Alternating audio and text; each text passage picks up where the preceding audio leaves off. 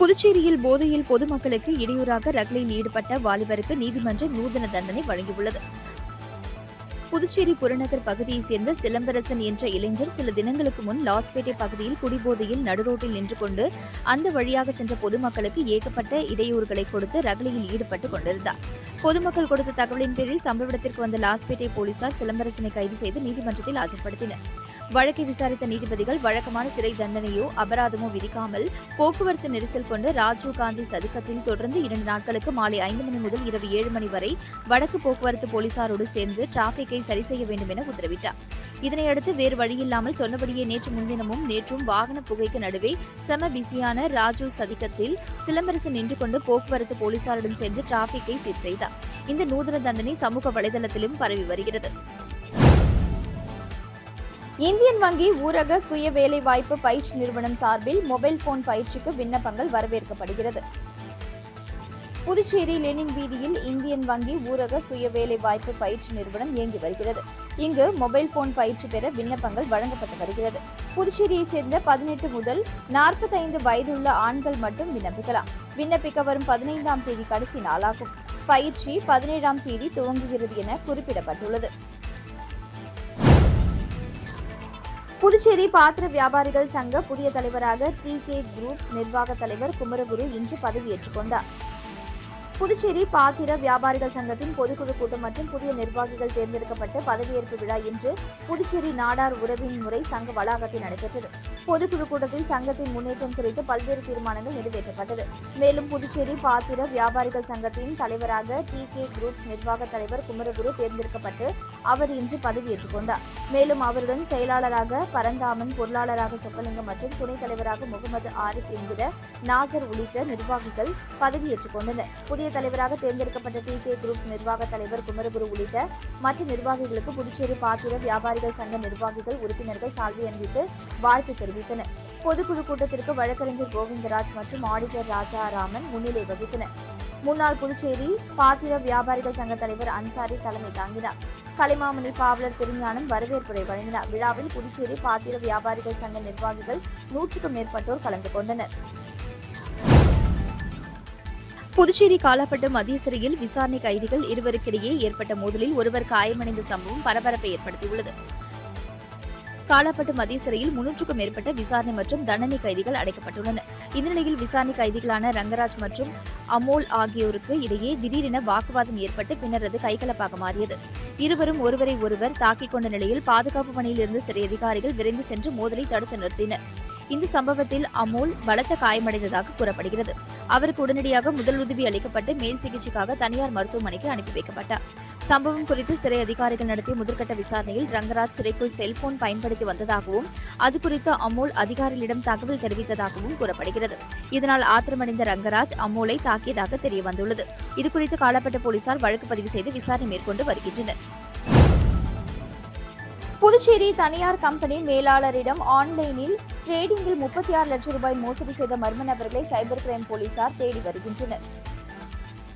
தேங்காய்திட்டை சேர்ந்தவர் தனியார் கம்பெனியில் மேலாளராக உள்ளார். இவர் தனது ஃபேஸ்புக் பக்கத்தில் வந்த குவாண்டம் AI ஆட்டோ ட்ரேடிங் என்ற ஆன்லைன் வர்த்தகம் தொடர்பான விளம்பரத்தை பார்த்தார். தொடர்ந்து அதில் வந்த லிங்கை ஓபன் செய்து தனது விவரங்களை பதிவிட்டார். பின்னர் அவரை தொடர்பு கொண்ட மர்ம நபர் ஆன்லைன் ட்ரேடிங்கில் முதலீடு செய்தால் அதிகம் லாபம் பெறலாம் என கூறினார். இதை நம்பிய அவர் மர்ம நபர் கூறிய ட்ரேடிங்கில் பல தவணைகளாக 36,10,000 ரூபாய் முதலீடு செய்தார். தனது முதலீட்டிற்கான லாபத்தை எடுக்க முயன்ற பொழுது முடியவில்லை. அதன் பிறகே தான் ஏமாற்றப்பட்டது தெரியவந்தது. இதேபோன்று புதுச்சேரி நபரிடம் 7,000, மேட்டுப்பாளையம் பெண்ணிடம் 3,500, கோரிமேட்டை சேர்ந்தவரிடம் 1,111 ரூபாய் என ஆன்லைன் ட்ரேடிங்கில் மோசடியில் ஈடுபட்டுள்ளனர். இதுகுறித்த புகார்களின் பேரில் சைபர் கிரைம் போலீசார் வழக்கு பதிந்து ஆன்லைன் மோசடியில் ஈடுபட்ட மர்ம நபர்களை தேடி வருகின்றனர். ஊசுடு சட்டமன்ற தொகுதிக்குட்பட்ட ராமநாதபுரம் பேட் மற்றும் அதனை சார்ந்த பகுதி மக்கள் குடிநீர் பற்றாக்குறையை போக்க ஆழ்துளை கிணறு அமைக்கும் பணிகளுக்கான பூமி பூஜை விழா சட்டமன்ற உறுப்பினர் கார்த்திகேயன் தலைமையில் நடைபெற்றது. ஊசுடு சட்டமன்ற தொகுதிக்குட்பட்ட ராமநாதபுரம் பேட்டில் தற்பொழுது நிலவி வரும் குடிநீர் பற்றாக்குறையை போக்க சமுதாய நலக்கூடம் வளாகத்தில் பொதுப்பணித்துறை மூலம் புதிய ஆழ்துளை கிணறு அமைத்தல் மற்றும் அதனை சார்ந்த பணிகளுக்கு 12,50,000 ரூபாய் திட்ட மதிப்பீட்டில் ஊசுடு தொகுதி சட்டமன்ற உறுப்பினர் கார்த்திகேயன் தலைமையில் பூமி பூஜை செய்து பணிகள் துவக்கி வைக்கப்பட்டது. இந்நிகழ்ச்சியில் பொதுப்பணித்துறை தலைமை பொறியாளர் வீரசெல்வம், கண்காணிப்பு பொறியாளர் 2 சுந்தரமூர்த்தி, பொது சுகாதார கோட்ட செயற்பொறியாளர் சுந்தரி, கிராம குடிநீர் திட்ட உதவி பொறியாளர் சிவானந்தம், இளநிலை பொறியாளர் கார்த்திக், வில்லியனூர் கொம்யூனியன் பஞ்சாயத்து ஆணையர் பிரபாகர், உதவி பொறியாளர் சத்யநாராயணன், இளநிலை பொறியாளர் பிரதீப்குமார் மற்றும் ஊர் பொதுமக்கள் உட்பட பலர் கலந்து கொண்டு சிறப்பித்தனர். உருளையன்பேட்டை தொகுதிக்குட்பட்ட முதியவர்களுக்கு பெட்ஷீட் மற்றும் காலணிகளை தொகுதியின் எம்எல்ஏ நேரு வழங்கினார். உருளையன்பேட்டை தொகுதிக்குட்பட்ட 60 வயது பூர்த்தியடைந்த அங்கன்வாடி மையங்களில் பதிவு செய்த முதியவர்களுக்கு புதுச்சேரி அரசு மூலம் பெட்ஷீட் மற்றும் காலணிகள் வழங்கும் நிகழ்வு உருளையன்பேட்டை தொகுதிக்குட்பட்ட அனைத்து அங்கன்வாடி மையங்களிலும் இன்று நடைபெற்றது.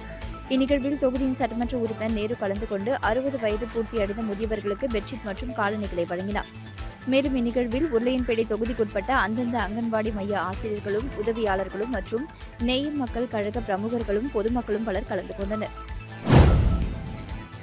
புதுச்சேரி மாநில அரசு ஒதுக்கீட்டின் கீழ் இளநிலை செவிலியர் படிப்புகளுக்கான சேர்க்கை நுழைவுத் தேர்வு தள்ளி வைக்கப்பட்டுள்ளதாக சுகாதாரத்துறை அறிவிப்பை வெளியிட்டுள்ளது. புதுவை மாநிலத்தில் உள்ள 2 அரசு செவிலியர் கல்லூரிகள் மற்றும் 11 தனியார் நர்சிங் கல்லூரிகளில் அரசு ஒதுக்கீட்டிற்கான 558 இடங்கள் உள்ளன. இந்த இடங்களை நிரப்புவதற்கான மாணவர் சேர்க்கையை சென்டாக் எனப்படும் மத்திய மாணவர் சேர்க்கை குழு பொது நுழைவுத் தேர்வு மூலம் நடத்தி வருகிறது. இந்த நுழைவுத் தேர்வில் பங்கேற்பதற்கான விண்ணப்பங்கள் சென்டாக் இணையதளம் வழியாக பெறப்பட்டன. மாநிலம் முழுவதிலும் இருந்து இந்த படிப்பிற்காக விண்ணப்பிக்க மாணவர்கள் பெரும் ஆர்வம் காட்டியுள்ளனர். அதன்படி புதுச்சேரி பிராந்தியத்தில் இருந்து 1660 பேரும், காரைக்காலில் இருந்து 472 பேரும், மாகே பிராந்தியத்தில் இருந்து 98 பேரும், ஏனாம் பிராந்தியத்தில் இருந்து 82 பேரும் என மொத்தம் 2312 மாணவ மாணவிகள் இந்த நுழைவுத் தேர்வுக்கு விண்ணப்பித்துள்ளனர். மேலும் இந்த பிஎஸ்சி நர்சிங் நுழைவுத் தேர்வு வரும் 14ஆம் தேதி நடைபெறும் என்று சென்டாக் நிர்வாகம் சார்பில் ஏற்கனவே அறிவிக்கப்பட்டிருந்தது. ஆனால் தற்போது சில தவிர்க்க முடியாத காரணங்களால் இந்த தேர்வு தற்காலிகமாக தள்ளி வைக்கப்பட்டுள்ளதாக சுகாதாரத்துறை அறிவித்துள்ளது. தேர்வு நடைபெறும் புதிய தேதி குறித்து மாணவர்கள் குழப்பமடைய தேவையில்லை என்றும் அது குறித்து முறையான அறிவிப்பு பின்னர் தனியாக வெளியிடப்படும் என்றும் சுகாதாரத்துறை தெளிவுபடுத்தியுள்ளது. பிரதமர் மோடியின் 12 ஆண்டு கால ஆட்சி சாதனையை முன்னிட்டு முதலியார்பேட்டையில் முன்னாள் எம்எல்ஏ பாஸ்கர் தலைமையில் சிறப்பு வழிபாடு மற்றும் அன்னதானம் வழங்கப்பட்டது. பிரதமர் நரேந்திர மோடி 12 ஆண்டுகள் வெற்றிகரமாக ஆட்சி புரிந்ததையும் 4399 நாட்கள் இந்தியாவின் பிரதமராக பதவி வகித்த பெருமையையும் கொண்டாடும் வகையில் புதுச்சேரி முதலியார்பேட்டை தொகுதி பாஜக சார்பில் சிறப்பு நிகழ்ச்சி நடைபெற்றது. பாஜக மாநில துணைத் தலைவரும் முன்னாள் சட்டமன்ற உறுப்பினருமான பாஸ்கர் தலைமையில் ஸ்ரீ வன்னிய பெருமாள் கோவிலில் சிறப்பு வழிபாடு நடத்தப்பட்டது. தொடர்ந்து பொதுமக்களுக்கு அன்னதானம் வழங்கப்பட்டது. இந்நிகழ்ச்சியில் முன்னாள் சட்டமன்ற உறுப்பினர் அசோக் பாபு மற்றும் பாஜக நிர்வாகிகள், தொண்டர்கள் உள்ளிட்ட பலர் கலந்து கொண்டு சிறப்பித்தனர். அபிஷேகப்பாக்கம் சேத்திலால் அரசு உயர்நிலைப் பள்ளியில் 10ஆம் வகுப்பு பொதுத் தேர்வில் முதல் 3 இடங்களை பிடித்த மாணவர்களுக்கு சட்டமன்ற உறுப்பினர் ராமு பரிசுகளை வழங்கினார். மணவெளி தொகுதிக்குட்பட்ட அபிஷேகப்பாக்கம் சேத்திலால் அரசு உயர்நிலைப் பள்ளியில் நோட்டு புத்தகங்கள் வழங்கும் விழா மற்றும் 10ஆம் வகுப்பு பொதுத் தேர்வில் வெற்றி பெற்ற மாணவர்களுக்கு பரிசுகள் வழங்கும் நிகழ்ச்சி பள்ளி வளாகத்தில் நடைபெற்றது. பள்ளியின் தலைமை ஆசிரியர் டார்லிங் வின்சி இந்திரா தலைமையில் நடைபெற்ற இந்நிகழ்ச்சியில் ஆசிரியர் சரவணன் அனைவரையும் வரவேற்றார்.